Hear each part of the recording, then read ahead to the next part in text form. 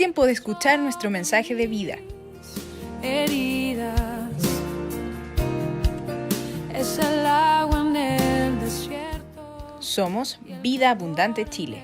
El invierno. Bien, buenos días a todos, bendiciones.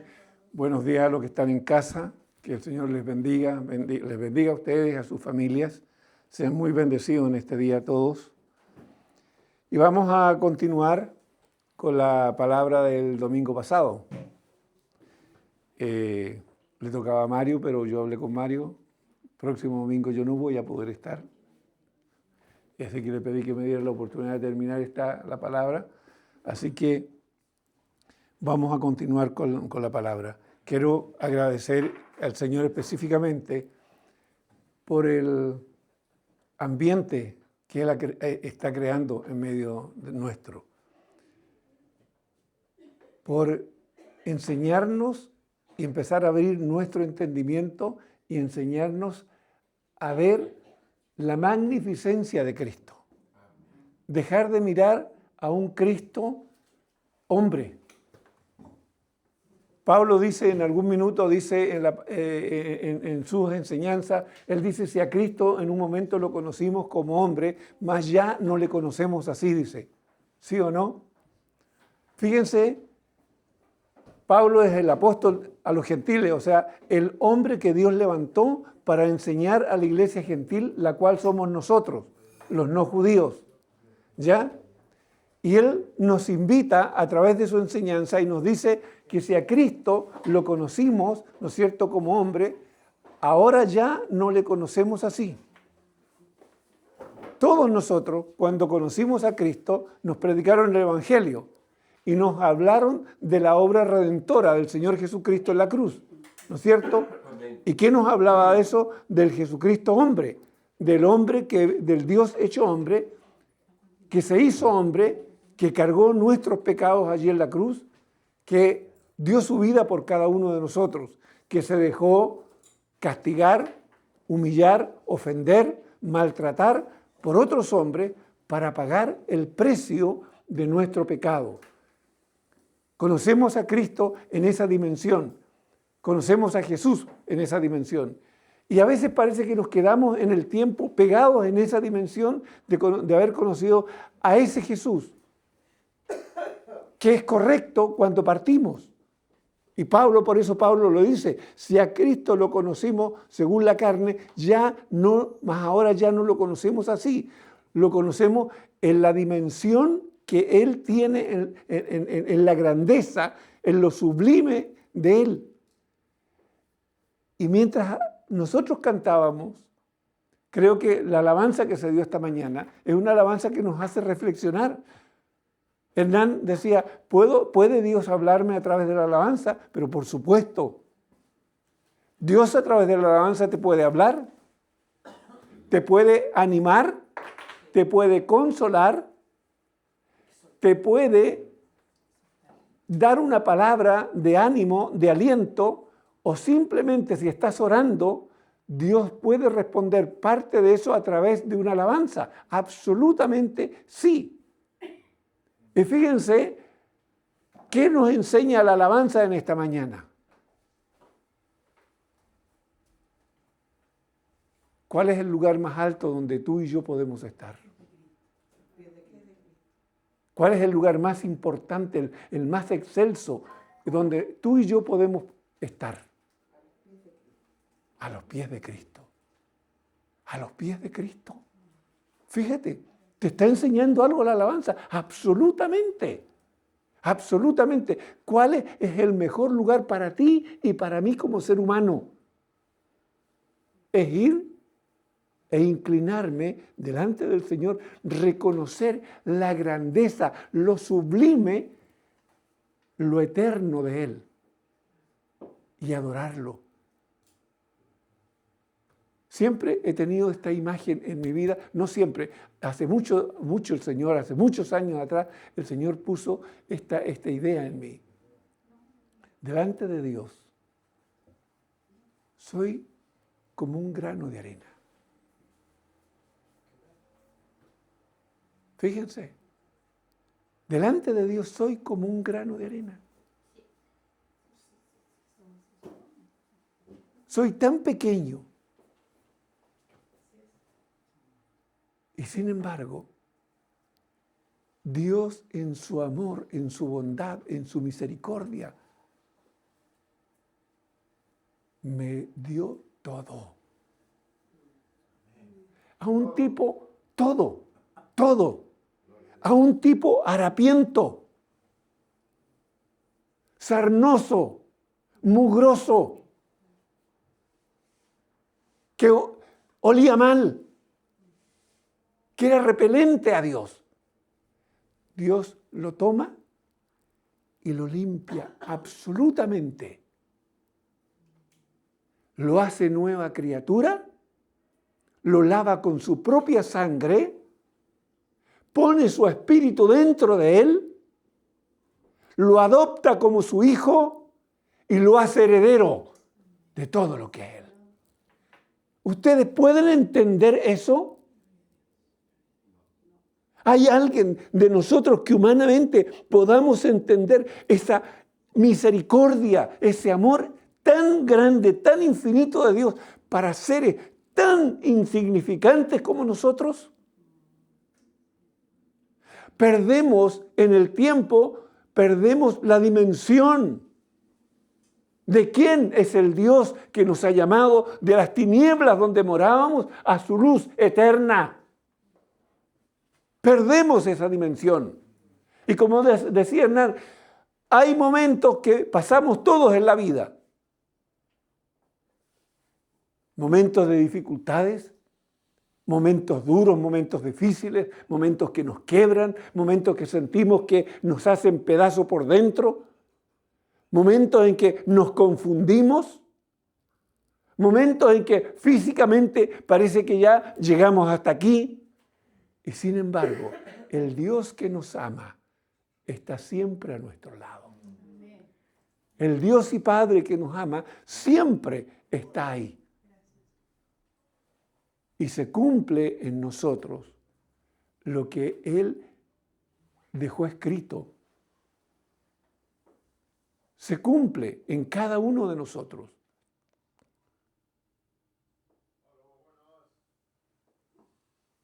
Lo que la palabra dice. La fidelidad de Dios. La fidelidad de Dios.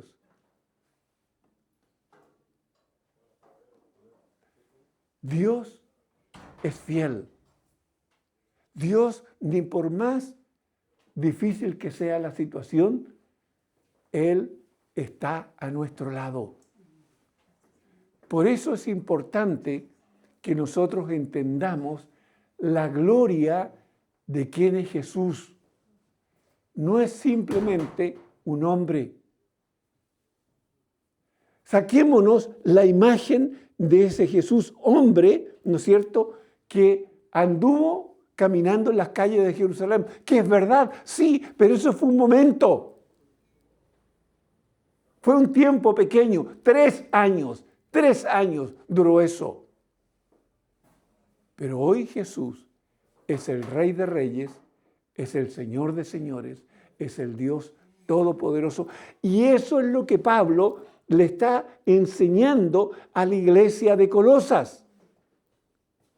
Cuando Pablo está enseñando a la iglesia de Colosas y les habla acerca de la doctrina cristiana, les está hablando esto.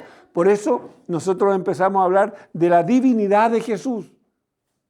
Partimos con la doctrina de Pablo hablando acerca de la divinidad de Jesús. Vimos lo que significa esto, ¿ya? Vimos la preexistencia de Jesús. Vimos cómo Él tiene el dominio total de todas las cosas. Por eso el Señor nos dice, venid a mí todos los que estáis cargados y agobiados, que yo os haré descansar. ¿Qué pasa? No sé por qué tenemos en nuestra cabeza que eso es para aquellos que no conocían a Jesús, pero ya nosotros lo conocimos y ya pusimos nuestras cargas. Ok, Todas las cargas que venían con nosotros cuando estábamos en el mundo y estábamos en pecado, llegamos y entregamos todas esas cargas. Pero a medida que hemos ido caminando, muchas cargas vuelven a ver en nuestra vida. Tenemos pruebas, tenemos angustias, tenemos tribulaciones, tenemos un montón de situaciones que se van haciendo pesadas. ¿Se recuerdan el cántico ese que dice, luché como soldado y a veces sufrí? ¿Ah? ¿Se recuerdan de eso? Luché como soldado y a veces sufrí. ¿Y qué dice? Vengo a ti. ¿A qué viene? ¿A qué vamos? Y decimos, Señor, renuévame, renuévame, renuévame. ¿Sabes por qué? Porque la refriega sigue. Y yo te diría que una vez que nos hicimos, que reconocimos a Cristo, que el Señor nos dio el entendimiento para entender el mensaje del Evangelio, y Él nos recoge como discípulos, como hijos y siervos de Él, las batallas se endurecen. Muchas veces las batallas se endurecen. Entonces, yo necesito venir cada cierto tiempo y decir, Señor, vengo con mis cargas a ti. Señor, tú dijiste, venid a mí todos los que estáis cargados y agobiados. Señor, este caminar no ha sido fácil. Señor, el caminar ha sido duro, ha sido difícil. Han habido momentos maravillosos, han habido momentos excelentes, han habido momentos de gloria, pero también, Señor, los momentos difíciles, Señor, me han cansado. Y hoy estoy cansado, hoy, Señor, estoy agotado, Señor, hoy estoy triste, hoy, Señor, no tengo claridad en mis pensamientos, hoy, Señor, estoy confundido en mi alma, mis emociones y mis sentimientos me tienen confundido. Señor, por favor, traigo mis cargas a ti. Es el Cristo de la gloria, el que tiene todo poder, el que tiene toda autoridad, en los cielos, en la tierra y debajo de la tierra. Él es el Cristo de toda gloria, que tiene todo poder y todas las cosas les están sujetas porque Él mismo es el creador de todas las cosas, incluyendo nuestra propia vida. Amados, es la dimensión que tenemos que tener del Jesucristo de hoy. Ustedes se recuerdan de la visión que tuvo Juan, el apóstol Juan en Apocalipsis. ¿Han leído el capítulo 1 de Apocalipsis? Cuando Juan tuvo la visión del Cristo resucitado y glorificado. Fíjense, Juan, que fue discípulo, que caminó con Jesús, que se recostó en un momento sobre su pecho, que era el más joven de todos, y Jesús se le aparece allí en la isla de Patmos, ¿no es cierto? Y Apocalipsis 1 estoy hablando, y se le aparece ahí. El que estuvo tan cercano a Jesús, cuando vio a este Jesús glorificado, ¿qué le pasa? Dice que escuchó detrás de él una voz como un estruendo de muchas aguas. Fíjense, todos nosotros seguramente hemos estado cerca del mar o al lado del mar y hemos estado en algún minuto cuando hay oleajes fuertes o en la noche. ¿Se dan cuenta el ruido que eso hace? Y fíjense que Juan dice que la voz del que escuchó él era como el estruendo de muchas aguas. Y dice que cuando se volteó y miró, vio a uno y él cayó como muerto a sus pies. Fíjense el nivel de gloria que Juan nos está hablando de quién es el Jesús a quien tú y yo hoy día seguimos.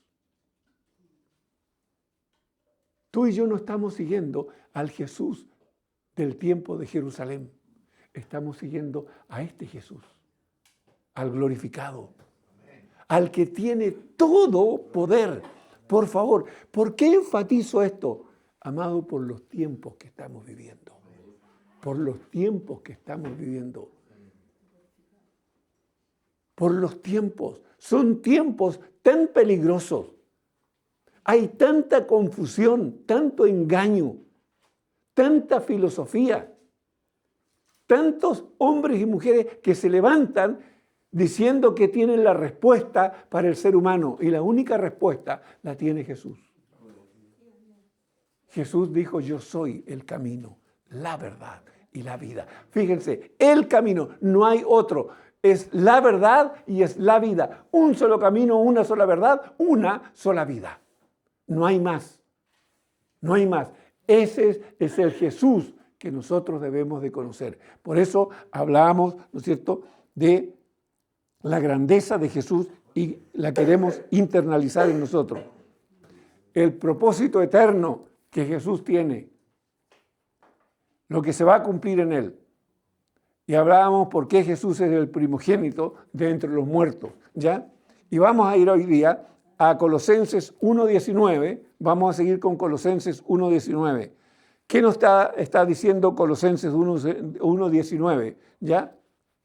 Nos dice, por cuanto agradó al Padre que en Él habitase toda plenitud. ¿Cuántas veces usted ha leído esto? ¿Entiende lo que es toda plenitud? ¿Alguna vez se ha preguntado, Señor, qué quieres decir con toda plenitud? Perfección. ¿Perdón? Perfección. ¿Percepción? No, perfección. Perfección. Está incluida la perfección, sin lugar a duda. ¿Ya? Dice, toda plenitud. ¿Qué quiere decir toda plenitud? Se refiere al estado de totalidad. Completo. Lo que usted quiera, no hay espacio. Lo que usted quiera, lo que usted pida, lo que usted piense, lo que usted se imagine, todo está en Cristo. Todo está en Cristo. No hay nada que haya sido creado en los cielos, en la tierra y debajo de la tierra que no esté pleno en Cristo. Nada. ¿Saben para qué nos sirve entender esto? Porque nuestras luchas, y esto es algo que de repente hemos ido dejando como de mencionarlo en medio nuestro. Nosotros tenemos a diarios muchas luchas espirituales. Efesios nos dice, porque no tenéis lucha contra sangre y carne. Fíjense, pongámonos que me peleé con Mario.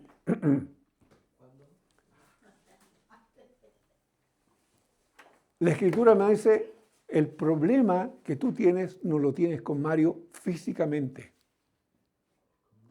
sino lo que influencia a Mario y lo que te influencia a ti. Ojo. Y esos son principados, fíjense la calidad de autoridad, porque aquí está hablando de autoridades espirituales de tiniebla. Está hablando de principados, potestades, gobernadores y huestes espirituales de maldad. Y a veces usted y yo nos ha sucedido que usted se levanta en la mañana y el primer pensamiento cuando usted despertó es que usted quiere ir y matar a su vecino. O matar al Mario. Tengo que terminar con Mario porque me cae mal. ¿Y por qué te cae? No, porque me cae mal. No lo quiero ver, no lo soporto. ¿Nunca les ha pasado, nunca les han dicho eso? ¿Nunca han escuchado eso de una persona que miran a otro y dicen, no, esta persona me cae bomba? No la puedo, no la resisto. ¿Saben? Esas son acciones espirituales de tiniebla. ¿Nunca les ha sucedido que se levantan y se levantan enojados? De maleta, como decíamos antes, exacto. en el lenguaje común nuestro. Este se levantó de maleta o se levantó con el pie izquierdo. El gato o el perro regalón que tenía, hasta él sale arrancando. Porque te perciben que andáis atravesado, como se dice vulgarmente. ¿Ya? ¿Alguna vez se han puesto a pensar, bueno, pero ¿por qué? ¿Qué pasó? Y revisen lo que soñaron en la noche. Fíjense lo que soñaron en la noche. El diablo, antes que tú despertaras, ya el diablo puso pensamientos en ti. Y yo la emprendo contra el primero que se atravesó en mi camino. Perdimos la perspectiva de con quién tenemos luchas. Y Jesús nos enseña a través de la palabra. Dice, porque no tenemos lucha contra sangre y carne, sino contra principados, potestades, gobernadores y huestes espirituales de maldad. Ok, ese es el cuadro. Pero ahora, ¿cómo las enfrento? En el poder de Jesús. Por eso tengo que conocer quién es Jesús hoy.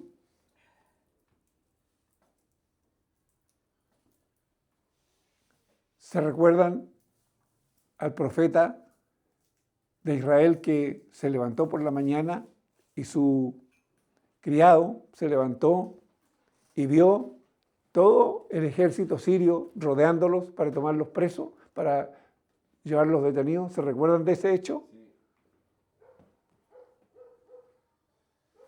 Y cuando el siervo del profeta viene y le dice, mira, estamos rodeados, hasta aquí nomás llegamos, ¿qué es lo que le dice el profeta?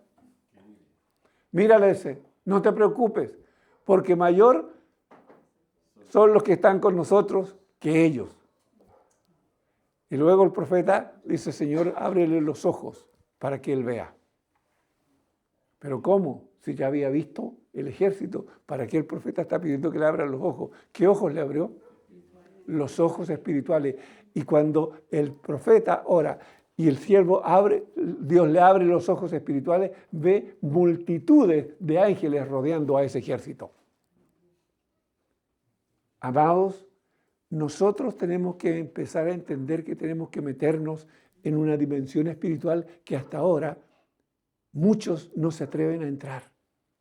Y siguen caminando con el Jesús que caminó en las calles de Jerusalén. No, amados, el tiempo hoy de hoy es conocer verdaderamente quién es tu Señor, cuál es la autoridad que Él tiene. Porque si tú y yo no lo entendemos, las presiones de esta vida y aún tu propia carne se levantará y te hará sucumbir. Pero si tú conoces quién es tu Señor, tú te puedes levantar contra todos tus impedimentos. Si entiendes la dimensión de quién es Jesús, si entiendes que Él tiene todo el poder en los cielos, todo el poder en la tierra y todo el poder debajo de la tierra, y si entiendes que Él es tu Señor, es tu Creador, es tu libertador, es tu sanador.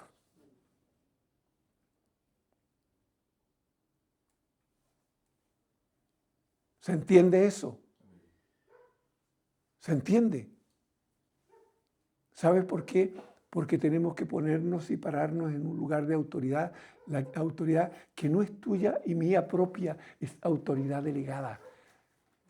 Recuerda, Él te llamó, Él te eligió, Él te limpió, Él te sanó, Él te inscribió en el libro de la vida, Él puso su espíritu dentro de ti, Él te dio herencia juntamente con Él. ¿Qué hiciste tú y qué hice yo? Nada. Lo recibimos todo. ¿Tú crees eso? ¿Tú crees eso? Porque esto es fe. Como dije el domingo pasado, la fe no es algo etéreo, no es un salto al vacío. La fe tiene sustento y está sustentada en la palabra. ¿Y por qué es tan importante la palabra? ¿Por qué me puede dar tanta seguridad la palabra?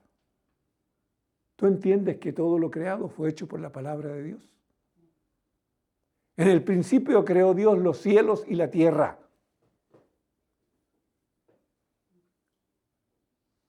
¿Por medio de qué hizo Dios los cielos y la tierra? Por medio de la palabra. Por medio de la palabra. Entonces, si Él tiene ese poder, entonces, ¿puedo creer la palabra o no? ¿Puedo creer lo que el Señor te está diciendo a ti y a mí hoy? ¿Lo podemos creer? Porque eso es fe, insisto. Fe es creerle a Dios lo que Dios ha dicho. Ejemplo tan trillado y tan dado. Abraham le creyó a Dios. ¿Qué Dios le dijo a Abraham? Sal de tu tierra y de tu parentela y ve a la tierra que yo te mostraré. Eso fue la palabra de Dios para Abraham. Y Abraham le creyó eso a Dios, salió de donde estaba y se fue hacia donde Dios le había dicho que fuera.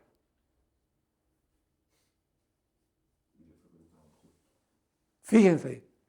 Entonces, insisto, amados, ¿tú crees lo que Dios dejó escrito para nosotros?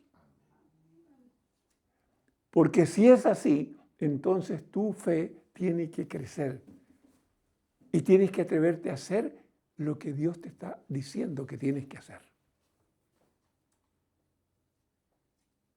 Ojo, ninguno de nosotros tiene las mismas capacidades, las mismas gracias, pero todos sí las tenemos. Entonces, ¿qué Dios es lo que te está diciendo en este tiempo a ti? Ese es el punto. ¿Qué el Señor te ha estado diciendo? ¿De qué el Señor te ha estado hablando en este último tiempo? ¿Qué Dios te ha estado hablando durante la semana? Por último, ¿qué es lo que Dios nos ha estado diciendo como congregación? Por último.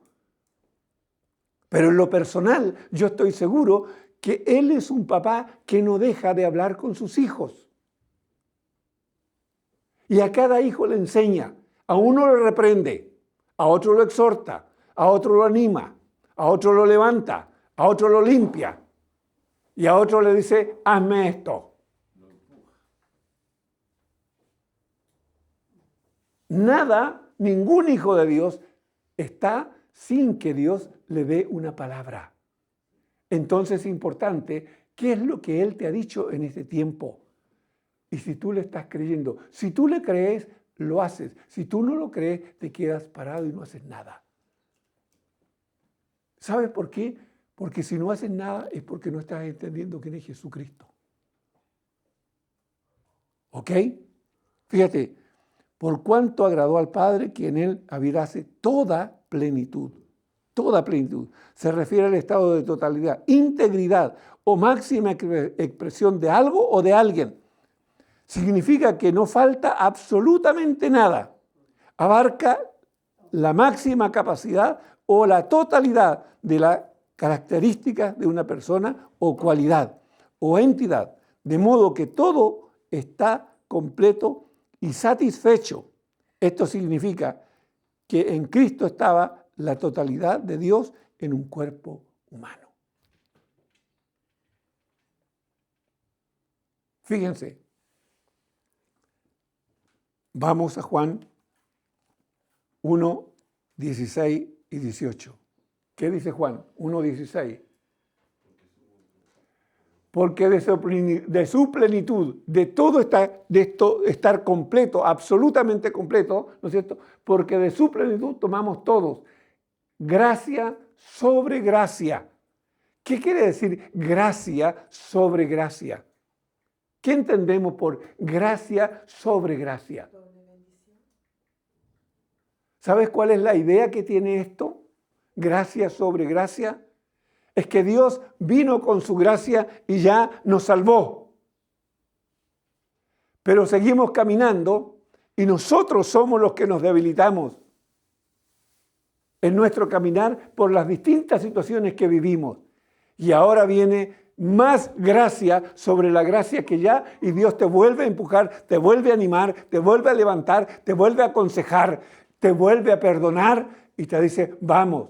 Y eso se repite una y otra vez. Esto es como el oleaje del mar. Viene una ola tras otra ola, tras otra ola, y esto nunca se acaba. La gracia de Dios no se termina. porque yo fallé. Por eso Jesús dijo, si vosotros fuereis infieles, yo permaneceré fiel. Gracia sobre gracia. Abundancia de gracia. Más gracia sobre más gracia. ¿Para qué?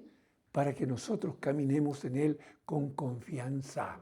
Señor, hoy día fallé, hoy día me equivoqué, hoy día pequé, hoy día te desobedecí. Señor, hoy día no entendí lo que tú me dijiste.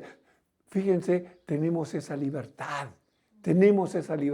de poder ir y decir, Señor, soy tan imperfecto y tú sigues insistiendo conmigo. Gracias por eso. Muchas gracias. Soy débil, Señor, pero tú me volviste a fortalecer. Señor, yo ya no podía más. Gracias porque tú me levantaste. Gracia sobre gracia. Gracia sobre gracia. Pues la ley por medio de Moisés, y aquí está haciendo el contraste, fue dada. Pero la gracia y la verdad, nótense, gracia y verdad vienen por medio de Jesucristo. A Dios nadie le vio jamás. El unigénito Hijo que está en el seno del Padre, Él le ha dado, no es que le va a dar, le ha dado, ya lo hizo, le ha dado a conocer. ¿Quieres conocer más al Padre? Conoce más a Jesús.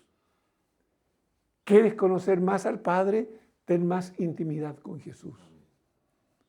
¿Se recuerdan cuando hablábamos hace algunas semanas atrás y hablábamos de que Dios le demanda a esta última generación? ¿Qué es lo que el Señor le mandó a esta última generación a hacer? Una es predicar el Evangelio y la otra es velad y orad. Velad y orad. La predicación del Evangelio no se puede parar, pero el velad y orad, ¿saben qué? Es lo que más nos cuesta como iglesia, lo que más nos cuesta como personas. Y por eso nos tenemos que animar unos a otros. Porque en ese velar y orar, en ese buscar al Señor, ¿sabes qué? Allí empieza tu intimidad con Él. La Escritura me empieza a revelar quién es Jesús, pero mi intimidad, yo la empiezo a tener y a crecer en ella, en mi relación, en mis tiempos de oración. Cuando el Señor te despierta a las 2:30, 3, 4 de la mañana o 5 de la mañana, y viene esa voz, ese susurro suave, y te dice, mira, tú me preguntaste esto, y te trae una cantidad de textos bíblicos y te explica lo que tú estabas preguntando. O simplemente te despiertas y el Señor te dice, ora por Juanito, ora por Pedrito, ora por Manuel. Entonces aprende, no te pongas a orar, sé sabio y dile, papá, ¿por qué oro por él? ¿Qué pido por él? Porque ¿sabes qué? Aprendamos a ser específicos delante de este Señor tan grande que tenemos. Fíjense que a veces oramos y decimos, Señor, oro por Juanito y te doy gracias.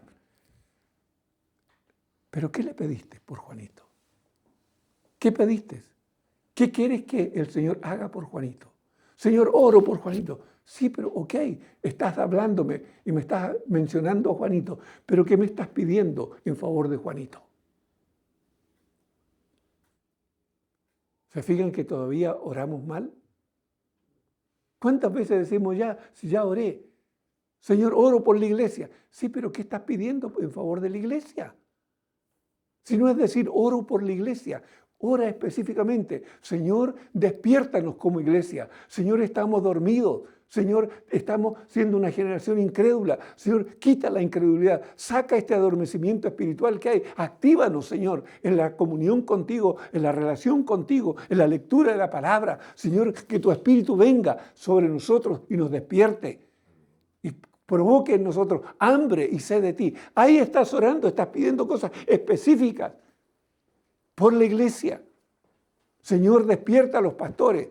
Señor, ponlos a orar, que lean la palabra, que reciban revelación, que se motiven por buscarte. Estás pidiendo cosas específicas. No es una oración general que a la larga no dice nada. ¿Ok? Fíjense, terminamos, ¿no es cierto? Efesios. Sí, ¿te puedo poner en aprietos? ¿Puede ser Efesios desde el 1 al 23? ¿Podemos hacer ese cambio? ¿Sabes por qué? Lo voy a buscar acá. Mientras, hazlo con calma, yo lo leo acá, no hay problema. ¿Ya? Efesios capítulo 1, del 15 al 23. ¿Por qué quiero leer esta palabra? Fíjense en esto. Yo les decía, cuando partimos con esto, les decía cómo Pablo amaba a una iglesia que él nunca había conocido, cómo él les enseñaba y cómo las enseñanzas de Pablo eran las mismas para distintas congregaciones. Acá Pablo le está enseñando y le está hablando a la iglesia de Éfeso. Y fíjense que esto es un resumen prácticamente casi de lo mismo de Colosenses.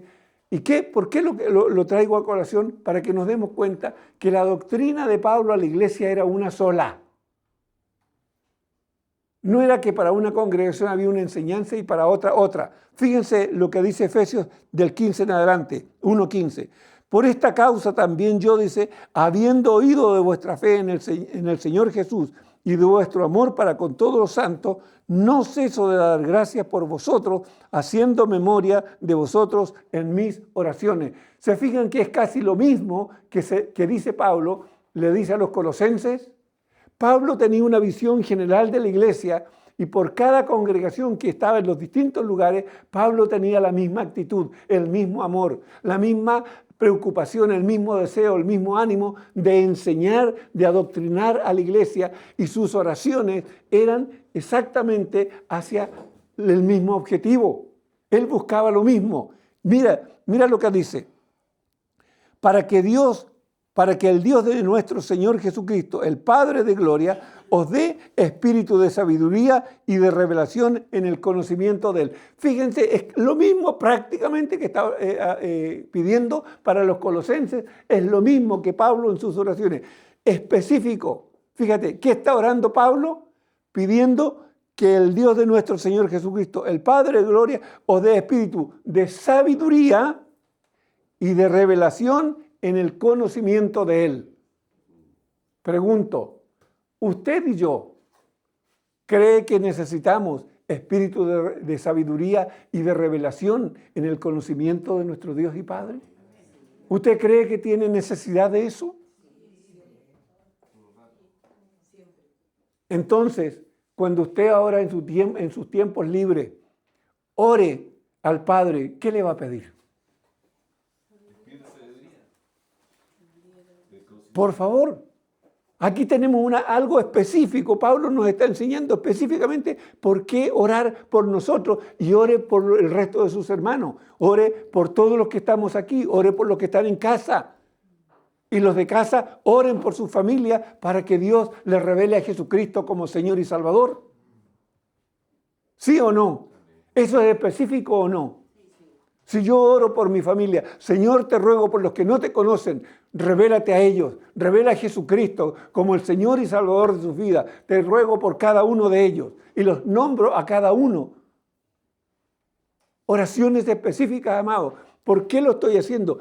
Porque sé a quién le estoy orando y sé lo que estoy pidiendo, amados.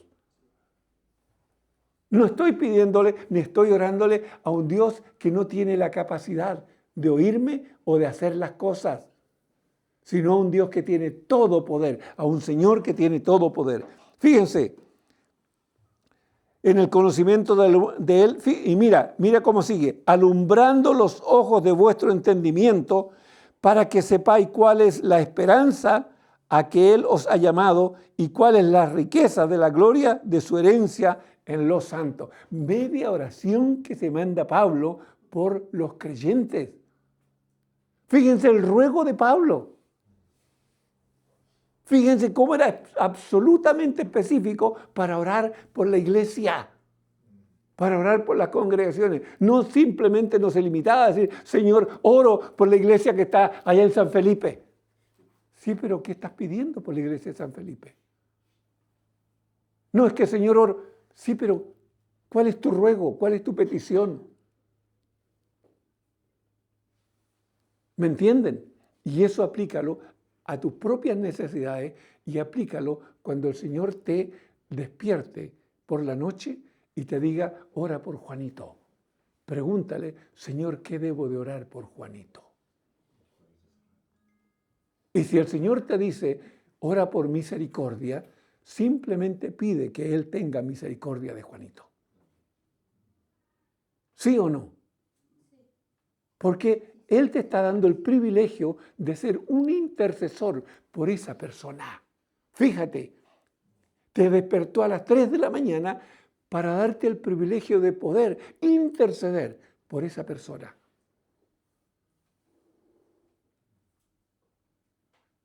¿Ok? ¿Qué más aprendemos? Y cuál sea la supereminente grandeza de su poder para con nosotros los que creemos, según la operación del poder de su fuerza. La operación del poder de su fuerza. ¿Qué poder tiene el Señor? Aquí es donde viene el entender quién es Jesucristo como Señor. Señor, si tú creaste los cielos y la tierra y todo lo que en ellos hay, y aún me creaste a mí, y aún soplaste aliento de vida en mí, Señor, ¿qué hay que tú no puedas hacer? Entonces, si el Señor te manda a orar por un enfermo, o te manda a orar por una situación específica, hazlo con toda autoridad. Y no creas a esa voz que llega a tu mente y te dice, pero tú, si tú no eres pastor, no eres líder, no eres nada. ¿Quién te dijo eso? ¿Quién te dijo que tú por no ser pastor o esto, aquello o lo otro, tú no podías orar?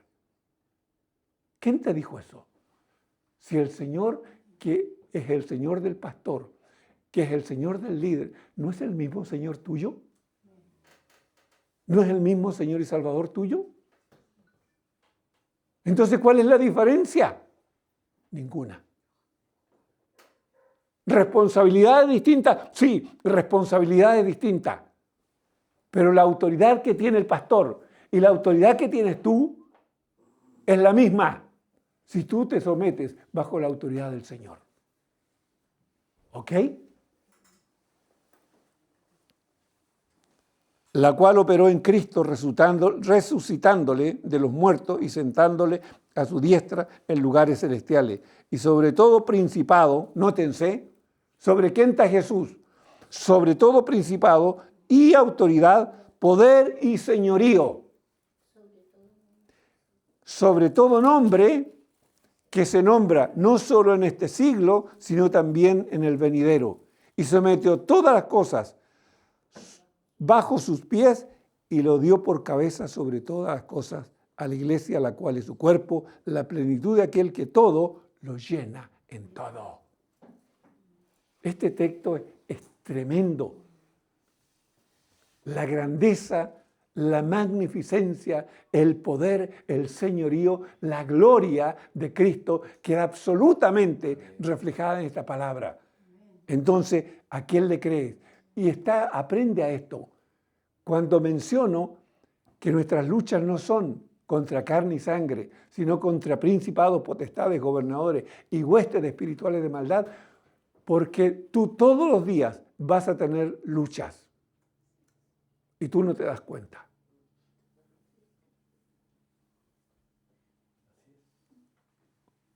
No voy a ir para allá, me da miedo. ¿A quién le estás creyendo? ¿Quién es el que te va a causar temor? ¿Es el Señor? ¿O son los principados, las potestades, los gobernadores y las huestes espirituales de maldad?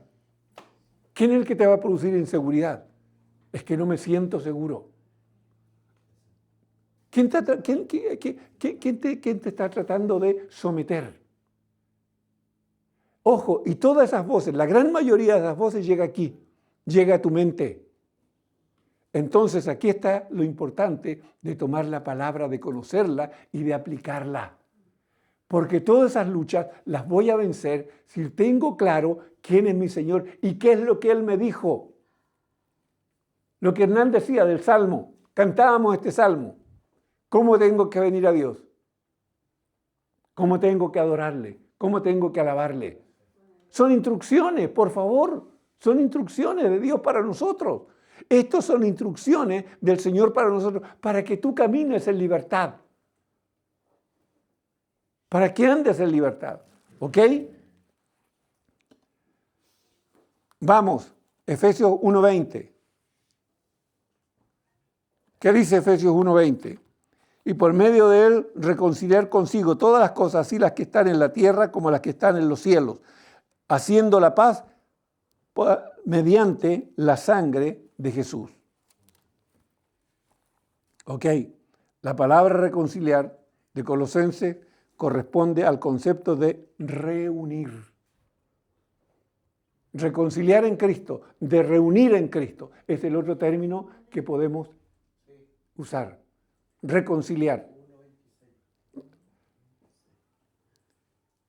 Estamos hablando de Colosenses 1:20, dice, de reunir en Cristo. Es igual que el término de Efesios 1:10. En ambos pasajes la idea es que Dios unirá todas las cosas en perfecta armonía. Esto se cumplirá plenamente en la nueva creación. Ojo. Cuando Dios reconcilie todas las cosas en Cristo, el cielo y la tierra estarán en paz con Dios para siempre. Ya vamos a ver eso. Efesios 1:10, ¿qué dice? De reunir todas las cosas en Cristo en la dispensación. Fíjense, habla de dispensación. ¿Qué es dispensación? Tiempo. Cuando habla de la Escritura de dispensación, está hablando de tiempo. Podríamos decir en Cristo, en los tiempos del cumplimiento de los tiempos. Así los que están en los cielos como los que están en la tierra. Fíjense que este texto, cuando uno lo lee y le da vueltas al texto, uno se da cuenta que hay alguna, separación entre las cosas del cielo y las cosas de la tierra. El pecado afectó la relación de la tierra con el cielo, ¿sí o no? En algún minuto iremos a ver, y esto lo dejo como una frase, el pecado no parte en la tierra, parte en el cielo. ¿Ya? En algún minuto esto lo vamos a ver con escritura en mano. El pecado no parte acá, parte en los cielos. Y para que no se queden con la inquietud, digo esto. Cuando Luzbel, Luz Bella, que es hoy día Satanás, se rebeló contra Dios, allí aparece la rebelión, el pecado, delante de Dios. Y eso parte de los cielos. Por eso lo digo, ¿ya? No es el tema, no me voy a meter en el tema, pero para que lo entiendan. Por eso que dice, fíjate que dice que va a reunir todas las cosas en Cristo, va a reconciliar todas las cosas en Cristo, porque hay alguna separación hoy a causa del pecado. ¿Puedo comentar algo? Hay un ejemplo en la Escritura notable de una reconciliación, en lo práctico. La reconciliación que tuvo Jacob con Esaú, por causa de que perdió la primogenitura. Esaú, hubo una tremenda división, y después de la reconciliación que vivieron los hermanos después de 20 años, se generaron dos pueblos, los israelitas y los ismaelitas. Entonces fue una cosa tremenda lo que pasó ahí, porque cuando perdió la primogenitura, Esaú terminó enfurecido con su hermano Jacob, pero Dios tenía trazado el plan para Jacob y venía desde el vientre de su madre. Bueno, pero es un tema importante conocer la historia. Algún día puedo hablar de eso yo. Ok, entonces fíjense cómo Dios tiene cosas que nos está enseñando, pero también como hijos estamos entendiendo lo que Dios va a hacer allá en el futuro, lo que va a pasar en el futuro. Fíjense, ya vimos, vamos a 1 Corintios 15, 27, 28. ¿Qué dice 1 Corintios 15? Dice, porque todas las cosas las sujetó debajo de sus pies. ¿Debajo de los pies de quién? De Cristo. Y cuando dice que todas las cosas han sido sujetas a Él, claramente se exceptúa aquel que sujetó a Él todas las cosas. Esto se refiere al Padre. Vamos al otro. Pero luego que todas las cosas le estén sujetas, fíjense, entonces también el Hijo mismo se sujetará al que le sujetó a Él todas las cosas, para que Dios sea todo en todo. O sea, vuelve la unidad de todo. ¿Ok? Estamos terminando ya, para que no se... ¿Cuándo va a ser esto? Esto será cuando el cielo y la tierra actual ya no existan. Fíjense. Vamos a Isaías 65, 17 al 19. Fíjense, esto estaba profetizado ya en los tiempos del profeta Isaías. Solamente piensen esto, que Isaías profetizó esto más o menos en el mismo tiempo que habló de la venida del Señor Jesucristo. Entre 700 y 800 años antes que el Señor viniera.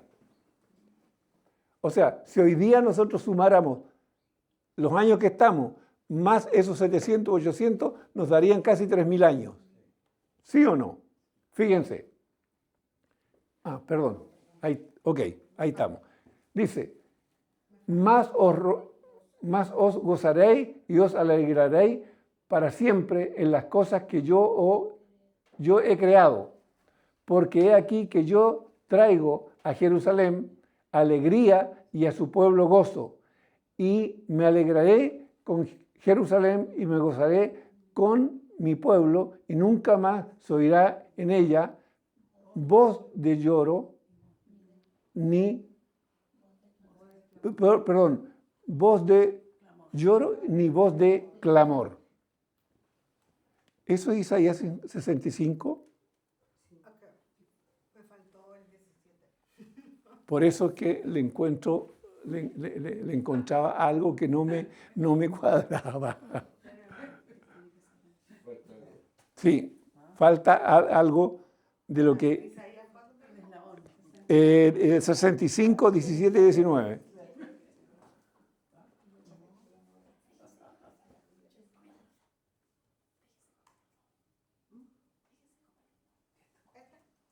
Sí, 65, 17 y 19.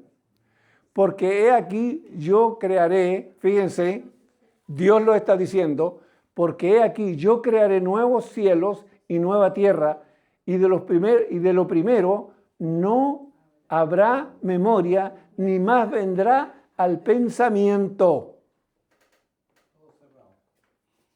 No, se acabó. Dios dice esto se acabó, se acabó. Fíjense lo impresionante de lo que Dios está diciendo. Porque he aquí que yo crearé nuevos cielos y nueva tierra. O sea, este cielo que nosotros vemos y esta tierra van a dejar de ser, tienen fecha de vencimiento, al igual que su cuerpo y el mío, que el día que Dios diga, se acabó tu paso por aquí, último suspiro, y luego al campo de flores bordados. Se acabó el tiempo de esta carne aquí, se acabó. A lo mismo, el cielo este que vemos y la tierra, Dios tiene un día. ¿Usted sabe el día que se va a morir? Solamente Dios sabe cuándo va a ser el día de este cielo nuevo y de esta tierra nueva. Fíjense. Y de lo primero no habrá memoria. O sea, nosotros, cuando nos vamos a la presencia del Señor, nada de lo que aquí fue, nada de lo que vivimos aquí, nada habrá en nuestra memoria. Nada, porque será todo nuevo, sin relación absoluta a lo que es la vida de esta tierra que está contaminada por el pecado. Cielos nuevos y tierra nueva, y no habrá pensamiento y no habrá memoria de nada. Ojo con eso. Así que si usted la ha pasado mal y se va al cielo, crea que esto nunca lo va a recordar. Créame. ¿Qué más dice? Más os gozaréis y os alegraréis para siempre en las cosas que yo he creado. Fíjense que Dios tiene cosas que ha creado, que es un poco lo que Pablo dijo, cosas que ojo no vio, ni oído oyó, son las que Dios tiene reservadas para los que le temen. Por lo tanto, proyéctese, porque para usted hay cielos nuevos y tierra nueva. Cielo nuevo y tierra nueva, ¿ok? Porque he aquí que yo traigo a mi pueblo, a Jerusalén, alegría, y a su pueblo gozo, y me alegraré con Jerusalén, y me gozaré con mi pueblo, y nunca más se oirá en ella voz de lloro ni voz de clamor. Aleluya.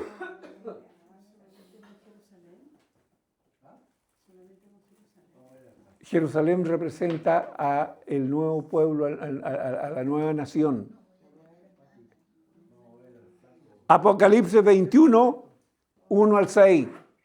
Mire, fíjese, Isaías lo había dicho esto entre 700 y 800 años antes, en relación a cielos nuevos y tierra nueva. Mire lo que ve el profeta Juan, el apóstol Juan, actuando aquí como profeta. Dios lo tiene actuando como profeta. Y dice, cielo nuevo y tierra nueva. Vi un cielo nuevo y una tierra nueva, porque el primer cielo y la primera tierra pasaron. O sea, se acabó. Venció la fecha y esto se acabó. Entonces, cuando le digan que los hombres van a conquistar martes, miércoles, jueves y viernes allá arriba, dígale que pueden inventar más días de la semana si quieren. Que sigan pensando que van a conquistar o que van a descubrir algo. ¿Por qué? Porque Dios, todo esto que llamamos cielo, que conocemos hoy día y que los hombres dicen que van a conquistar, todo esto se acabará. Indescriptiblemente se va a acabar, se terminó. ¿Ok? Piense la gloria de Dios con la que Dios nos quiere bendecir. Ese es el Dios nuestro, ese es el Señor nuestro. Pasaron el cielo y la tierra, pasarán, y el mar ya no existirá más. ¿Va entendiendo eso? ¿Va entendiendo eso? Vean la grandeza de lo que nos espera. Vea la grandeza de lo que nos espera. Y yo, Juan, vi la santa ciudad, la nueva Jerusalén que hablábamos antes, vi la santa ciudad y la nueva Jerusalén descender. ¿De dónde viene la nueva Jerusalén? No se construye acá, viene del cielo, baja del cielo, del cielo, de Dios, dispuesta como una esposa ataviada para su marido. Vean, esto es gloria. Esto es gloria de Dios, es lo que Dios quiere, que nosotros logremos. Por eso es que Dios nos llama a ser fieles. A ser fieles. ¿Ok? ¿Ah? Porque Él es fiel, obvio, Él es fiel. Perdón. Y oí, miren, escuchen esto.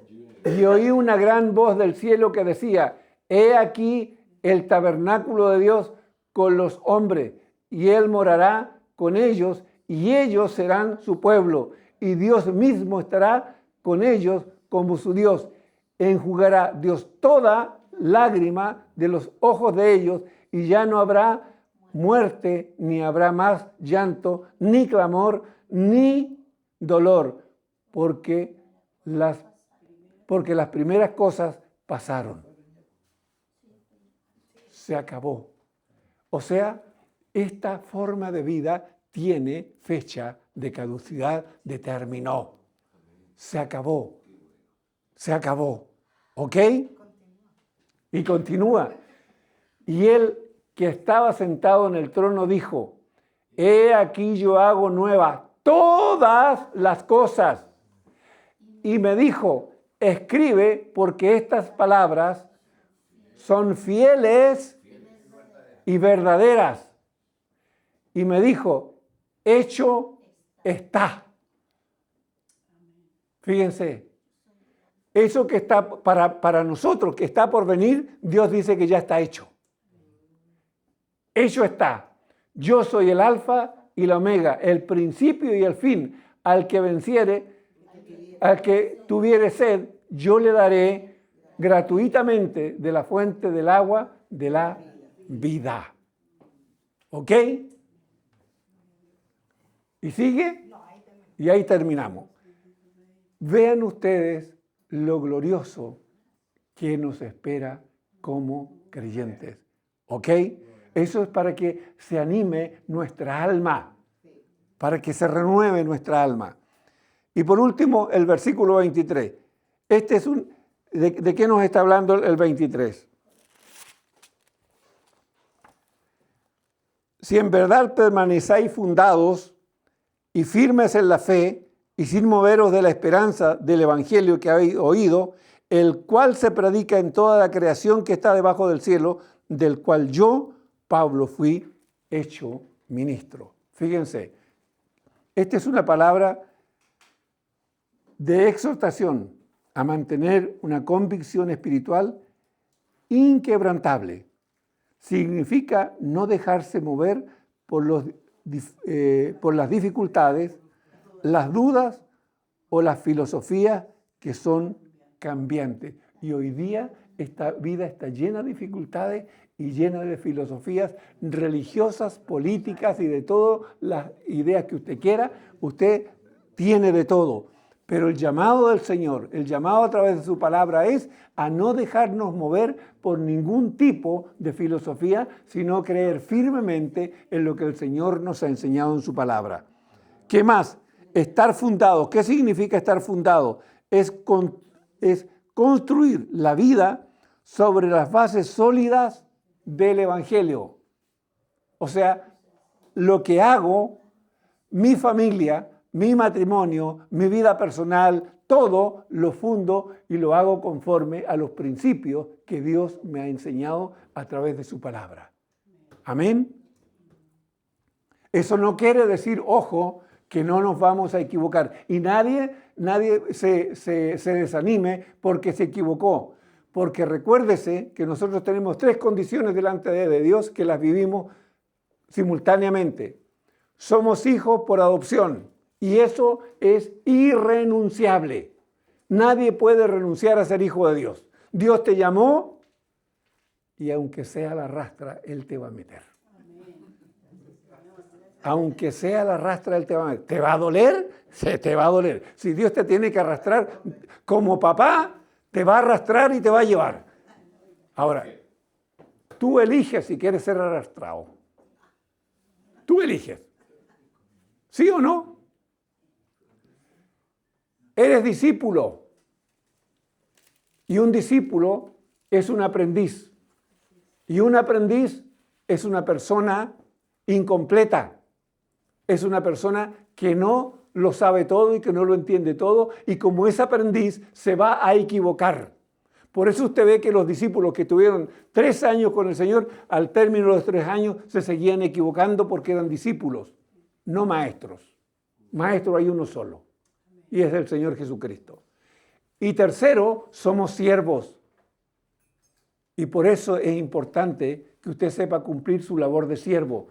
Cuando yo le decía, si el Señor te despierta a las 3 de la mañana y te dice, ora por Juanito, como buen siervo pregúntale, papá, ¿por qué razón quieres que ore por Juanito? ¿Qué debo de pedir en favor de Juanito?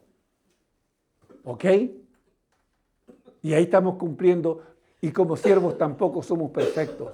Estamos aprendiendo a ser siervos, estamos aprendiendo a ser hijos, estamos aprendiendo a ser discípulos y estamos aprendiendo a ser siervos. Nadie me venga a decir que él como siervo es perfecto. Eso no es verdad. ¿Ok?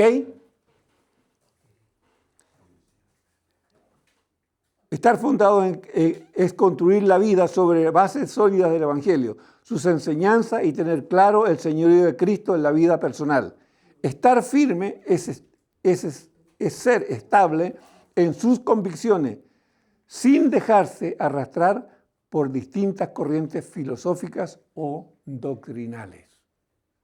¿Ok? Exhortación que nos hace la Escritura, Juan 14, 23. ¿Qué nos dice? Respondió Jesús y le dijo, el que me ama, mi palabra guardará. ¿Qué significa guardar la palabra? ¿Echársela al bolsillo? Porque ese es el concepto que nosotros tenemos de guardar. La guardo, me la eché al bolsillo. La guardo, la eché a la cartera. La guardo, la puse en el estante de la casa. ¿A eso se está refiriendo el Señor? ¿A qué se está refiriendo en guardar? Es vivir por la palabra, es ponerla por obra, es obedecer lo que Él me está diciendo, aunque no me guste. ¿Ok? Mi palabra guardar. Y mi Padre, fíjense que a causa de obedecer la palabra, de poner la palabra por obra, Dios el Padre nos va a amar. La consecuencia, mi Padre le amará. Y vendremos, nótese, y vendremos a Él y haremos morada con Él. Y eso habla de intimidad nuestra con nuestro Dios y Padre y con el Señor Jesucristo. ¿Ok?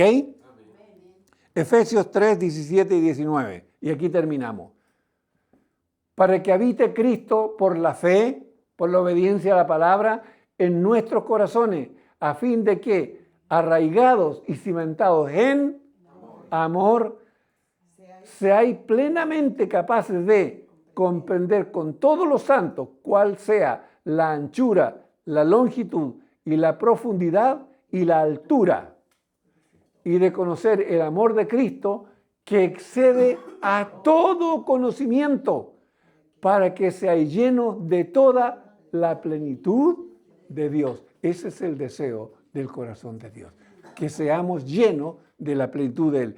Y dentro de esas condiciones es amarnos unos a otros. Amados, sé que me pasé un poco por la hora. Dios les bendiga.